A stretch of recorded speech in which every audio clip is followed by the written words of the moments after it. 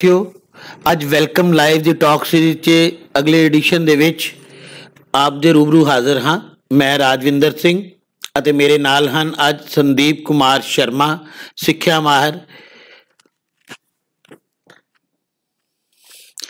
ਅੱਜ ਅਸੀਂ +1 ਦੇ ਵੈਲਕਮ ਲਾਈਫ ਦਾ ਜਿਹੜਾ ਟੌਪਿਕ ਹੈ ਉਹਨੂੰ ਅਸੀਂ ਲੈ ਕੇ ਚੱਲ ਰਹੇ ਹਾਂ।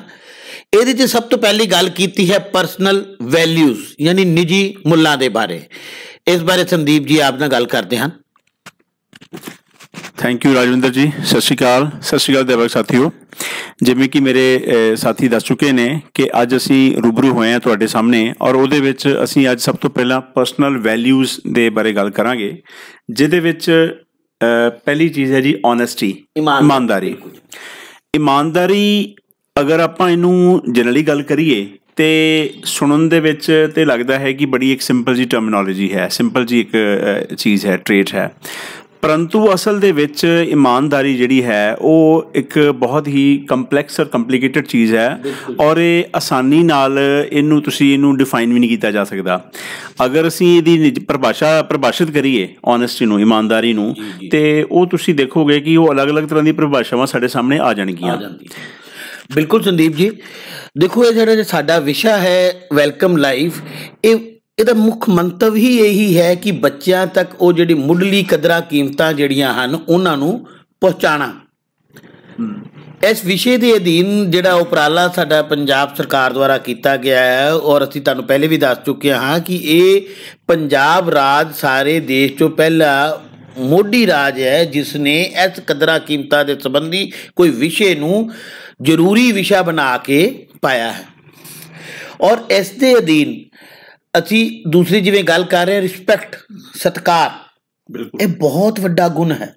ਜੇ ਸਾਡੇ ਕੋਲ ਕਿਸੇ ਦੇ ਵਾਸਤੇ ਸਤਿਕਾਰ ਨਹੀਂ, ਸਾਡੇ ਅੱਖਾਂ ਦੇ ਵਿੱਚ ਕਿਸੇ ਵਾਸਤੇ ਸਤਿਕਾਰ ਨਹੀਂ, ਤਾਂ ਅਸੀਂ ਕੀ ਰੋਲ ਅਦਾ ਕਰ ਸਕਦੇ? ਬਿਲਕੁਲ ਰਾਜਵਿੰਦਰ ਜੀ, ਬਿਲਕੁਲ ਠੀਕ ਹੈ। ਔਰ ਮੈਂ ਇੱਥੇ ਇੱਕ ਗੱਲ ਹੋਰ ਜੋੜਨੀ ਚਾਹੁੰਦਾ ਕਿ ਸਤਿਕਾਰ ਸਭ ਤੋਂ ਪਹਿਲਾਂ ਸ਼ੁਰੂ ਹੁੰਦਾ ਸਾਡਾ ਆਪਣੇ ਆਪ ਤੋਂ। ਜੇ ਅਸੀਂ ਆਪਣੇ ਆਪ ਦਾ ਹੀ ਸਤਿਕਾਰ ਨਹੀਂ ਕਰਾਂਗੇ, ਜਿਹਨੂੰ ਕਿ ਸੈਲਫ ਰਿਸਪੈਕਟ ਕਹਿੰਦੇ ਆ, ਤੇ ਅਸੀਂ ਉਹ ਭਾਵਨਾ ਕਦੀ ਵੀ ਦੂਸਰੇ ਜਿਹੜਾ ਸਾਡੇ ਸਾਹਮਣੇ ਸ਼ਖਸ ਹੈ ਉਹਦੇ ਵਿੱਚ ਅਸੀਂ ਦੇਖ ਹੀ ਨਹੀਂ ਸਕਦੇ। ਸੋ ਸਭ ਤੋਂ ਪਹਿਲਾਂ ਸੈਲਫ ਰਿਸਪੈਕਟ ਸਭ ਤੋਂ ਪਹਿਲਾਂ ਜ਼ਿਆਦਾ ਜ਼ਰੂਰੀ ਹੈ, ਇਹਨੂੰ ਪੂਰਾ ਵੈਲਿਊ ਕਰਨਾ ਬਣਦਾ ਹੈ ਇਹਨੂੰ। ਅੱਗੇ ਗੱਲ ਕਰੀਏ ਤਾਂ ਸੋਸ਼ਲ ਵੈਲਿਊਜ਼ ਜਾਂ value associated with the natural resources ਬਹੁਤ ਇੰਪੋਰਟੈਂਟ ਹੈ ਜੀ। ਅੱਜ ਦੇ ਸਮੇਂ ਦੀ ਜ਼ਰੂਰਤ ਹੈ ਸਮਾਜਿਕ ਕਦਰਾਂ ਕੀਮਤਾਂ, ਔਰ ਉਹ ਕਦਰਾਂ ਕੀਮਤਾਂ ਜਿਹੜੀਆਂ ਕਿ ਸਾਡੀ ਨੈਚੁਰਲ ਰਿਸੋਰਸਿਸ ਨਾਲ ਜੁੜੀਆਂ ਹਨ, ਕੁਦਰਤੀ ਸੋਮਿਆਂ ਨਾਲ ਜੁੜੀਆਂ ਹਨ। ਅੱਜ ਹਾਲਾਤ ਤੁਸੀਂ ਸਮਝ ਰਹੇ ਹੋ, ਹਰ ਪਾਸੇ ਸਾਡੇ ਕੋਲ ਰਿਸੋਰਸਿਸ ਦੀ ਘਾਟ ਹੈ ਔਰ ਉਹਨਾਂ ਦੀ ਯੂਜ਼ੇਜ ਜਿਹੜੀ ਬਹੁਤ ਜ਼ਿਆਦਾ ਹੈ। ਬਿਲਕੁਲ, ਇਹ ਦੇਖੋ ਕੁਦਰਤੀ ਜਿਹੜੇ ਸਾਧਨ ਨੇ, ਕੁਦਰਤੀ ਸੋਮੇ ਨੇ, ਪਹਿਲੀ ਗੱਲ ਤੇ ਇਹ ਕਿ ਇਹ ਸੀਮਤ ਨੇ ਔਰ ਜਨਸੰਖਿਆ ਵਿਸਫੋਟ ਹੋ ਰਿਹਾ ਹੈ, ਗਲੋਬਲੀ ਹੋ ਰਿਹਾ। ਅਸੀਂ ਆਪਣੇ ਦੇਸ਼ ਦੀ ਗੱਲ ਕਰੀਏ, ਉਹਦੇ ਨਾਲ ਪੂਰੇ ਵਿਸ਼ਵ ਦੀ ਗੱਲ ਕਰੀਏ, ਗਲੋਬਲੀ ਵਿਸਫੋਟ ਹੋ ਰਿਹਾ ਹੈ, ਜਨਸੰਖਿਆ ਵੱਧ ਰਹੀ ਹੈ, ਕੁਦਰਤੀ ਸੋਮੇ ਲਿਮਟਿਡ ਨੇ, ਸੀਮਤ ਨੇ। ਇਸ ਕਰਕੇ ਇਹਨਾਂ ਦੀ ਜਿਹੜੀ ਵਰਤੋਂ ਬਣਦੀ ਹੈ ਉਹ ਬੜੀ ਹੀ ਇੱਕ ਸੁਚੱਜੇ ਢੰਗ ਦੇ ਨਾਲ, ਸੋਹਣੇ ਤਰੀਕੇ ਨਾਲ ਉਹ ਕਰਨੀ ਬਣਦੀ ਹੈ। ਇਹਦੇ ਵਿੱਚ ਅਸੀਂ ਗੱਲ ਕਰਾਂਗੇ ਕੁਦਰਤੀ ਸੋਮਿਆਂ ਬਾਰੇ। ਇਹਦੇ ਵਿੱਚ ਹਵਾ, ਪਾਣੀ, ਇਹ ਪਰਮਾਤਮਾ ਦੀ ਦਾਤ ਹੈ। ਵੇਖੋ ਸਾਡੀ ਗੁਰਬਾਣੀ ਦੇ ਵਿੱਚ ਵੀ ਇਹਨਾਂ ਦਾ ਵਰਣਨ ਹੈ ਬਾਰ-ਬਾਰ, ਤੇ ਸਾਨੂੰ ਇਹਨਾਂ ਦੀ ਸਾਂਭ ਸੰਭਾਲ, ਕਿਉਂਕਿ ਅਸੀਂ ਦੇਖੋ ਮਨੁੱਖੀ ਜਨਮ ਦੇ ਵਿੱਚ ਅਸੀਂ ਬਹੁਤ ਸਾਰੀਆਂ ਚੀਜ਼ਾਂ ਜਿਹੜੀ ਕੁਦਰਤ ਤੋਂ ਲਈਆਂ ਨੇ ਉਹ ਅਸੀਂ ਅਗਲੀਆਂ ਜਨਰੇਸ਼ਨ, ਅਗਲੀਆਂ ਪੀੜ੍ਹੀਆਂ ਨੂੰ ਸੌਂਪ ਕੇ ਜਾਣੀਆਂ। ਸੋ ਇਹਨਾਂ ਦੀ ਵਰਤੋਂ ਬੜੀ ਹੀ ਸਹੀ ਤਰੀਕੇ ਨਾਲ ਹੋਣੀ ਚਾਹੀਦੀ ਹੈ। ਬਿਲਕੁਲ ਠੀਕ ਹੈ ਸੰਦੀਪ ਜੀ, ਕਿਉਂਕਿ ਤੁਸੀਂ ਦੇਖੋ ਕਿ ਅੱਜ ਦੇ ਸਮੇਂ ਦੇ ਵਿੱਚ ਜਿੰਨਾ ਜ਼ਿਆਦਾ ਏਅਰ ਪੋਲਿਊਸ਼ਨ, ਵਾਟਰ ਪੋਲਿਊਸ਼ਨ ਹੋ ਰਿਹਾ ਹੈ ਉਹ ਸਾਡੇ ਸਾਹਮਣੇ ਹੀ ਹੈ। ਬਿਲਕੁਲ, ਅੱਜ ਦਿੱਲੀ ਦੇ ਵਿੱਚ ਜੇ ਧੂੰਆਂ ਜਾ ਰਿਹਾ ਹੈ ਪਰਾਲੀ ਸਾੜਨ ਕਰਕੇ, ਉਹਦੇ ਕਰਕੇ ਕਿੰਨਾ ਪੋਲਿਊਸ਼ਨ ਦਾ ਲੈਵਲ ਵੱਧ ਰਿਹਾ ਹੈ। ਸਾਡੇ ਪੰਜਾਬ 'ਚ ਪੋਲਿਊਸ਼ਨ ਦਾ ਲੈਵਲ ਵੱਧ ਰਿਹਾ ਹੈ। ਇਹ ਬਹੁਤ ਹੀ ਚਿੰਤਾਜਨਕ ਸਥਿਤੀ ਹੈ, ਔਰ ਇਸ ਬਾਰੇ ਜੇ ਅਸੀਂ ਜਾਣੂ ਕਰਾਉਣਾ ਹੈ ਤਾਂ ਸਭ ਤੋਂ ਪਹਿਲੇ ਜੋ ਹਨ ਉਹ ਸਾਡੇ ਬੱਚੇ ਹਨ ਜਿਨ੍ਹਾਂ ਨੂੰ ਇਹ ਜਾਣੂ ਕਰਵਾਉਣਾ ਹੈ। ਔਰ ਇਸ ਦੇ ਨਾਲ ਇਲੈਕਟ੍ਰਿਸਿਟੀ ਨੂੰ ਬਚਾਉਣਾ, ਸੇਵ ਕਰਨਾ ਇਕੱਲੇ ਬੱਚਿਆਂ ਦਾ ਨਹੀਂ, ਸਾਡੇ ਸਾਰੇ ਸਮਾਜ ਦੇ ਹਰ ਜਿਹੜਾ ਆਦਮੀ ਹੈ, ਹਰ ਸ਼ਖਸ ਦਾ ਫਰਜ਼ ਹੈ। ਸੋ ਇਸ ਬਾਰੇ ਜਾਣੂ ਕਰਾਉਣਾ ਵੀ ਸਭ ਤੋਂ ਜ਼ਰੂਰੀ ਹੈ। ਬਿਲਕੁਲ। ਸੋ ਨੈਕਸਟ ਇਹਦੀ ਆਪਾਂ ਗੱਲ ਕਰਾਂਗੇ ਹੈਲਦੀ ਲਾਈਫ ਸਟਾਈਲ। ਦੇਖੋ ਕਿ ਸਾਡੀਆਂ ਜਿਹੜੀਆਂ ਜੀਵਨ ਜਾਚ ਦੀਆਂ ਆਦਤਾਂ ਨੇ ਉਹਦੇ ਨਾਲ ਹੀ ਸਾਡੀ ਮਾਨਸਿਕ ਵਿਕਾਸ ਔਰ ਉਹ ਸਾਰੀ ਚੀਜ਼ਾਂ ਨਾਲ ਜੁੜੀਆਂ ਹੋਈਆਂ। ਇਹ ਕੋਈ ਇਹ ਨਹੀਂ ਕਿ ਆਪਾਂ ਇਹਨਾਂ ਨੂੰ ਵੱਖਰੇ ਤੌਰ 'ਤੇ ਦੇਖ ਸਕਦੇ ਹਾਂ, ਇਹ ਸਾਰੀਆਂ ਆਪਸ ਦੇ ਵਿੱਚ ਹੀ ਜੁੜੀਆਂ ਹੋਈਆਂ। ਅਗਰ ਅਸੀਂ ਸਰੀਰਕ ਤੌਰ 'ਤੇ ਹਾਂ ਸਵਸਥ ਹਾਂ, ਸਾਰੇ ਆਪਾਂ ਹੈਲਦੀ ਹਾਂ, ਅਤੇ ਡੈਫੀਨੇਟਲੀ ਅਸੀਂ ਮਾਨਸਿਕ ਤੌਰ 'ਤੇ ਵੀ ਆਪਾਂ, ਔਰ ਇਸੇ ਤਰ੍ਹਾਂ ਵਾਈਸੇ ਵਰਸਾ।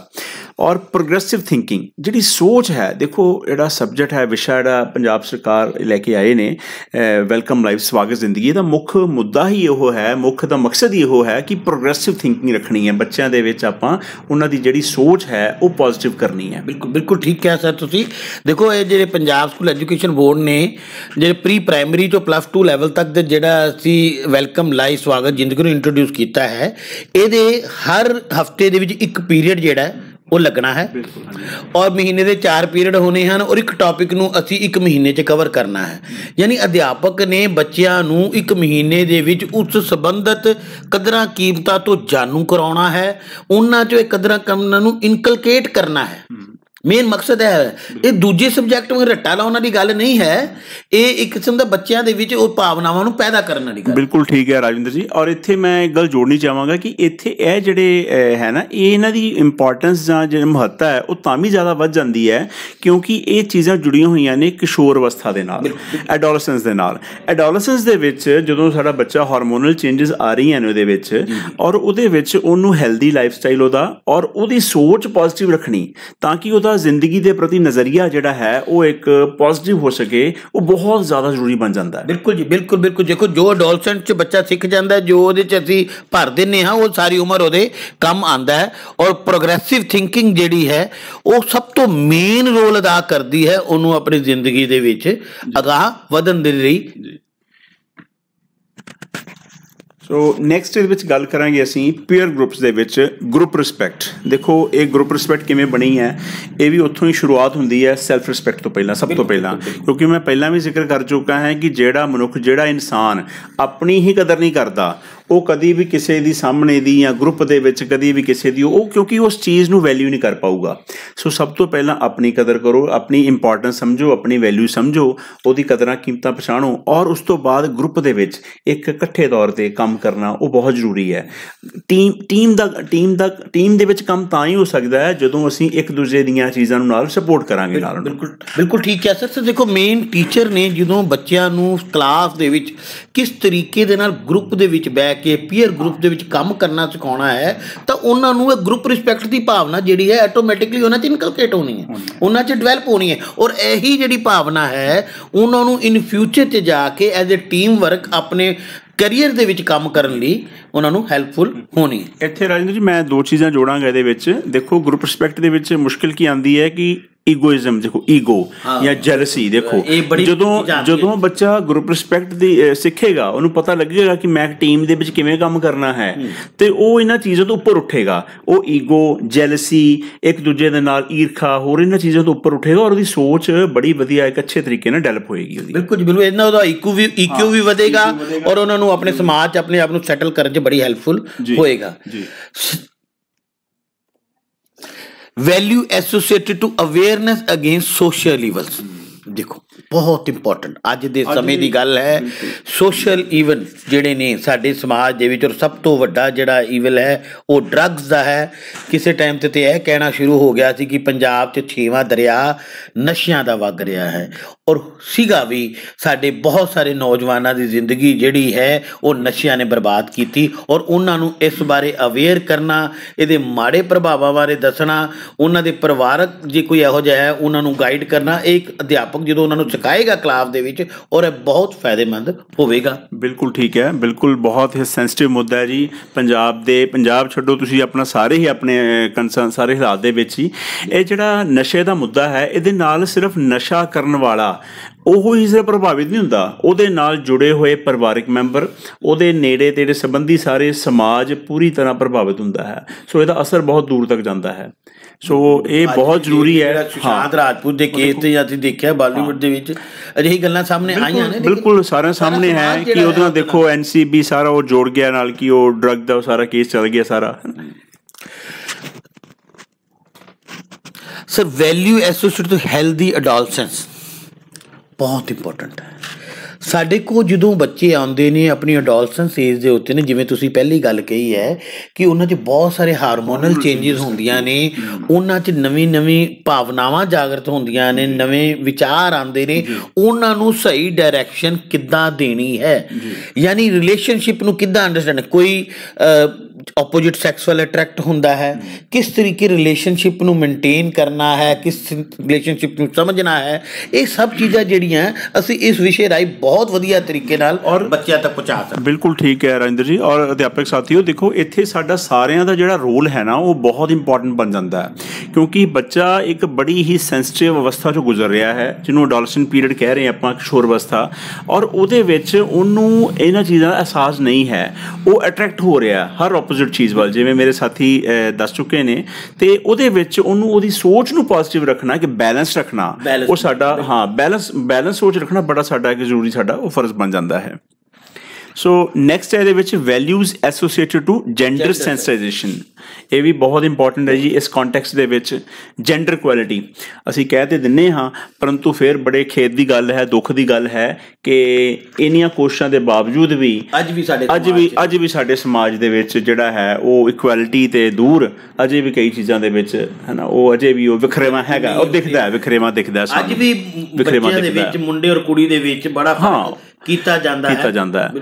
ਹਾਲਾਂਕਿ ਨੋ ਡਾਊਟ ਇੰਪਰੂਵਮੈਂਟ ਹੋ ਰਹੀ ਹੈ, ਪਰੰਤੂ ਇਹਦੇ ਨਾਲ ਹੀ ਦੇਖੋ ਪ੍ਰੀਵੈਂਸ਼ਨ ਆਫ ਸੈਕਸ਼ੂਅਲ ਅਬਿਊਜ਼, ਇਹ ਵੀ ਬਹੁਤ ਇਸ਼ੂ ਹੈ ਜੀ, ਬਹੁਤ ਮੇਜਰ ਇਸ਼ੂ ਹੈ, ਇਹ ਵੀ ਬਹੁਤ ਜ਼ਰੂਰੀ ਇਸ਼ੂ ਹੈ।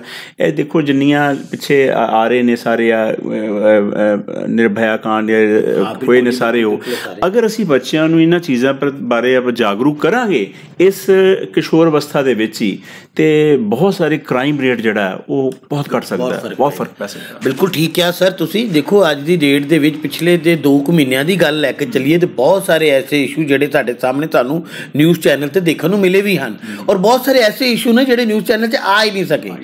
ਔਰ ਰੀਅਲੀ ਇਹਦਾ ਕਾਰਨ ਕੀ ਹੈ? ਮੈਂ ਬਹੁਤ ਡੀਪਲੀ ਕਈ ਵਾਰ ਸੋਚਦਾ ਕਿ ਕਿਉਂ ਵੱਧ ਰਹੇ ਨੇ ਅਜੇ ਇਸ਼ੂ, ਸੈਕਸ਼ੂਅਲ ਅਬਿਊਜ਼ ਦੀ ਘਟਨਾਵਾਂ ਸਾਡੇ ਸਮਾਜ 'ਚ ਵੱਧ ਹੀ ਕਿਉਂ ਰਹੀਆਂ ਨੇ?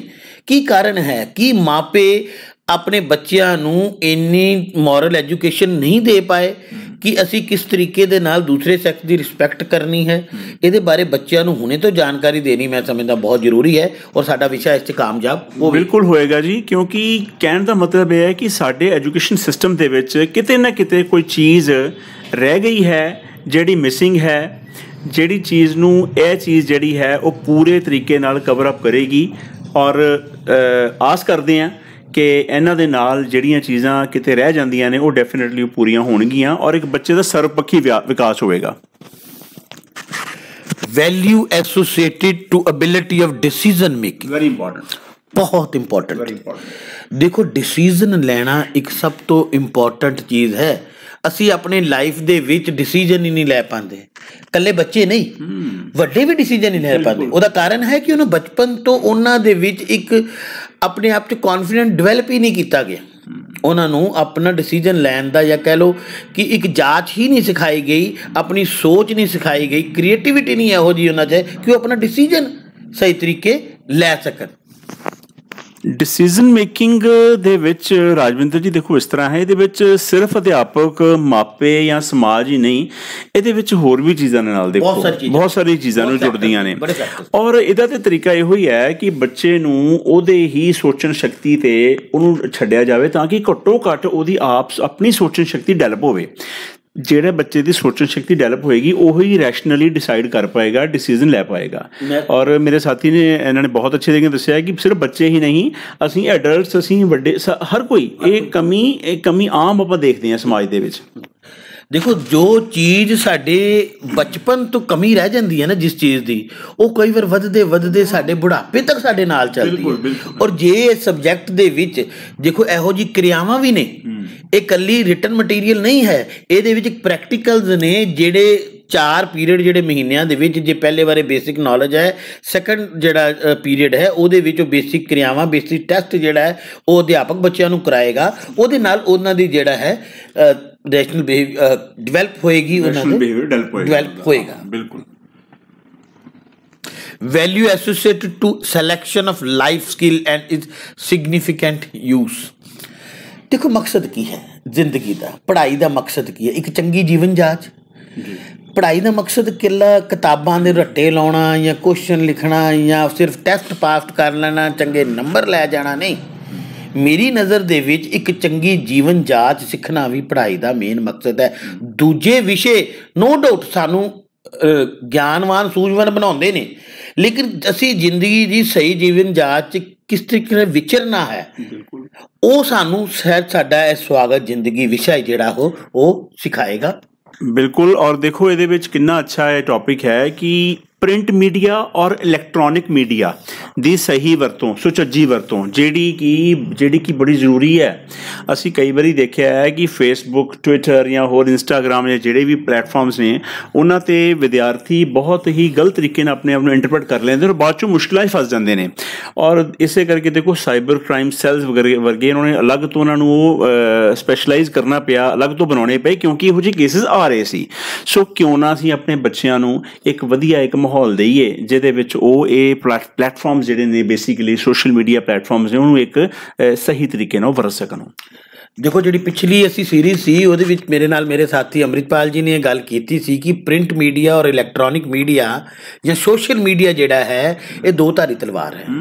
ਬਿਲਕੁਲ, ਇਹਦਾ ਸਹੀ ਯੂਜ਼ ਬਹੁਤ ਜ਼ਰੂਰੀ ਹੈ। ਇੱਕ ਅਧਿਆਪਕ ਹੀ ਬੱਚਿਆਂ ਦੇ ਨੂੰ ਸਹੀ ਤਰੀਕੇ ਗਾਈਡ ਕਰ ਸਕਦਾ ਹੈ, ਕਿ ਕਿਸ ਤਰੀਕੇ ਦੇ ਨਾਲ ਇਹਨਾਂ ਸੋਸ਼ਲ ਮੀਡੀਆ ਨੂੰ ਯੂਜ਼ ਕਰਨਾ ਹੈ। ਨੋ ਡਾਊਟ ਅੱਜ ਇਹ ਨੈਸੈਸਿਟੀ ਬਣ ਗਿਆ, ਜ਼ਰੂਰਤ ਹੈ, ਲੇਕਿਨ ਉਹਨੂੰ ਕਿਸ ਤਰੀਕੇ ਯੂਜ਼ ਕਰਨਾ ਹੈ। ਤੇ ਅਸੀਂ ਧੰਨਵਾਦੀ ਹੈ ਜੀ ਨਾਲ ਸਾਡੇ ਸਾਥੀ ਅੰਮ੍ਰਿਤਪਾਲ ਸਿੰਘ ਜੀ ਜਿਨ੍ਹਾਂ ਨੇ ਇਹ ਵੀਡੀਓ ਤਿਆਰ ਕੀਤਾ ਹੈ। ਬਹੁਤ ਬਹੁਤ ਧੰਨਵਾਦ ਤੁਹਾਡਾ ਜੀ। ਤੇ ਬਹੁਤ ਬਹੁਤ ਧੰਨਵਾਦ ਤੁਹਾਡਾ ਰਾਜਵਿੰਦਰ ਸਿੰਘ ਜੀ, ਮੇਰੇ ਅਜ਼ੀਜ਼ ਸਾਥੀ ਮੇਰੇ ਨਾਲ। ਮੇਰਾ ਇੱਕ ਸੰਦੇਸ਼ ਹੈ ਅਧਿਆਪਕਾਂ ਨੂੰ ਕਿ ਸਾਡੀ ਇਹ ਸੀਰੀਜ਼ ਜਿਹੜੀ ਹੈ ਉਹ ਰੈਗੂਲਰ ਦੇਖੋ। ਅਸੀਂ ਸਾਰੇ ਜਿਹੜੀ ਕਲਾਸਿਸ ਹੈ ਉਹਨਾਂ ਨਾਲ ਸੰਬੰਧਿਤ ਸਾਰੀ ਚੀਜ਼ਾਂ ਨੂੰ ਕਵਰ ਕਰਾਂਗੇ। Thank you Sandeep ji, thank you ਅੰਮ੍ਰਿਤ ਜੀ, ਥੈਂਕ ਯੂ ਵੈਰੀ ਮਚ ਜੀ।